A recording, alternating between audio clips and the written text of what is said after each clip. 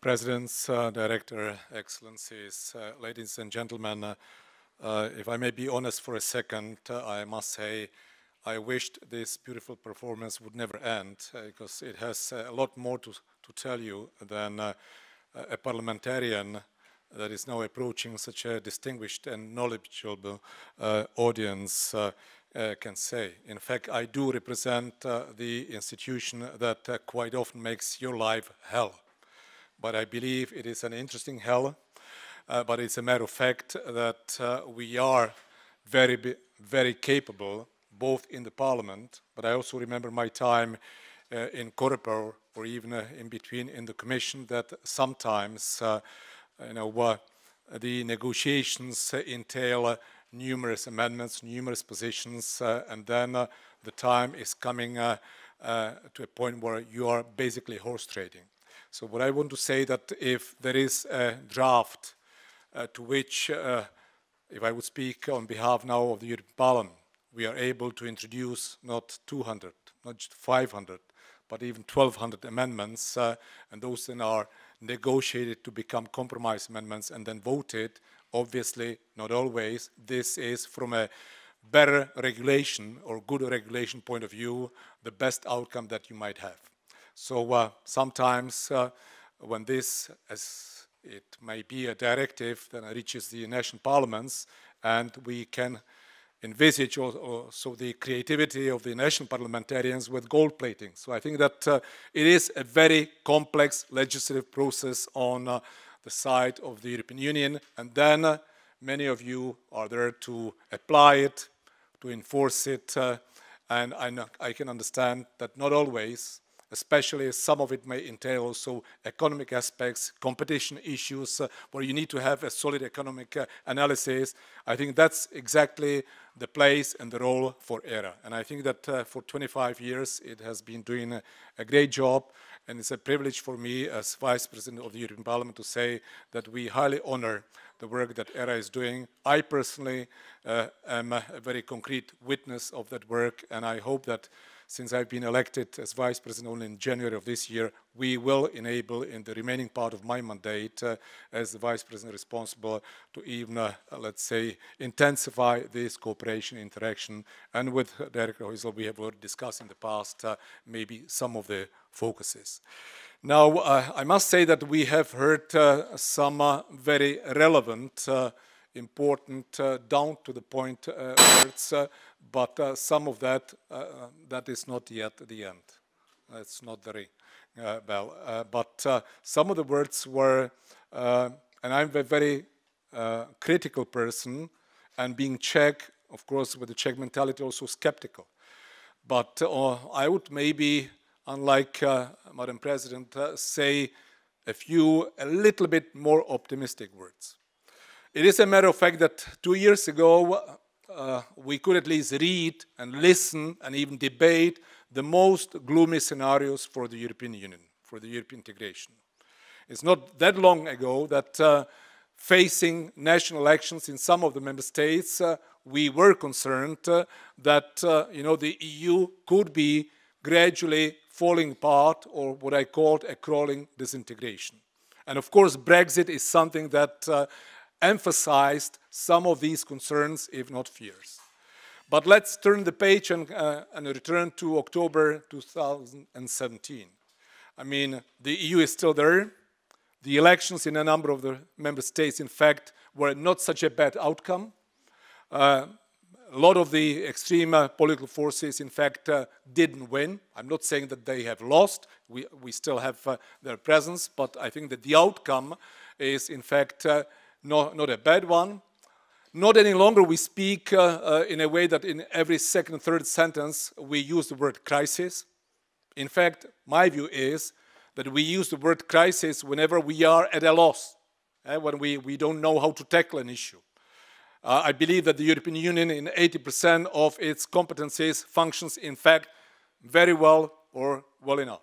But yes, we do have weaknesses. We do have challenges, and we were not always able and ready and fast enough and definitely not efficient to tackle these challenges. But as I say, we, as a result also of some of the elections, now hear the word crisis a bit less, but we also hear the word reforms. We hear the words security, external, internal, that needs to be tackled. We progress on issues of migration. We have an ambitious agenda on the energy union, digital single market, circular economy that maybe some of our citizens have not yet heard before what that really means, but that is a really new sector of industry for the future. So things are moving, things are evolving, and we also have finally politicians that have the courage to submit their ideas or their political parties' ideas or their country's ideas where and how the EU should move forward. Now, I'm not saying that from a gloomy picture we are in a rosy garden, for sure not.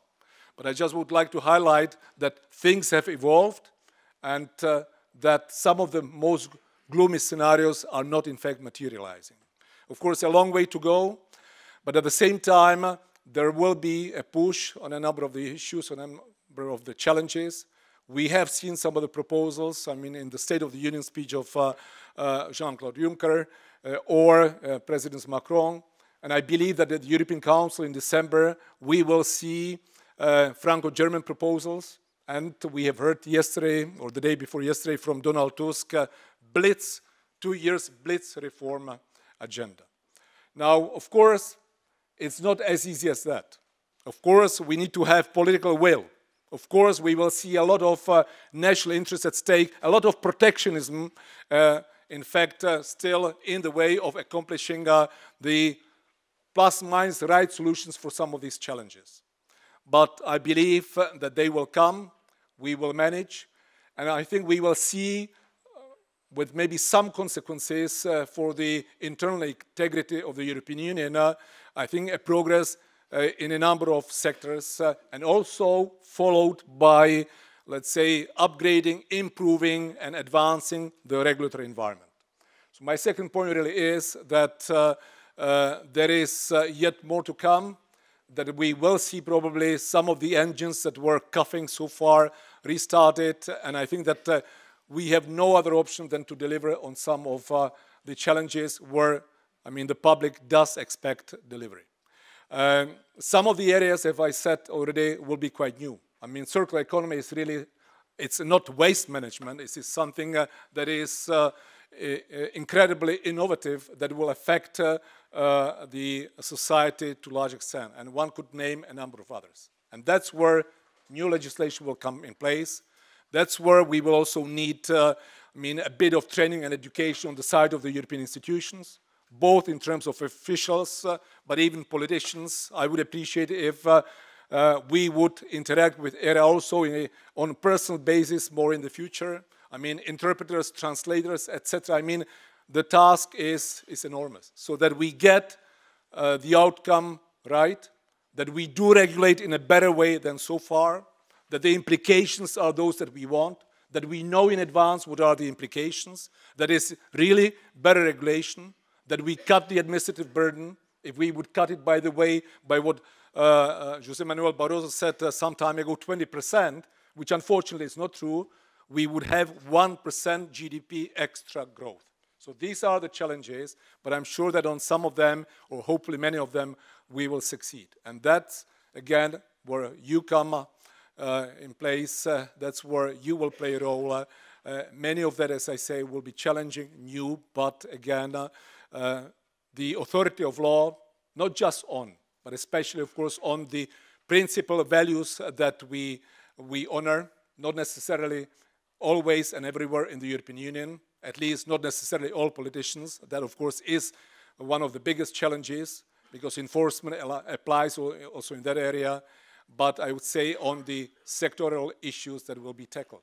So again, application, implementation, and enforcement. And I think that this will be yet another challenge for ERA. So I would like to wish ERA, being 25, we all know that when you are 25, the life is far from over, but that's where you have the dynamics, you have the strength, you already have the knowledge, you're gaining more experience, but you have the drive. So this is exactly what I would wish ERA into the next 25 years, and I'm looking forward also to our mutual interaction, but also in, let's say, further developing personal relationships among ourselves. Thank you and good luck.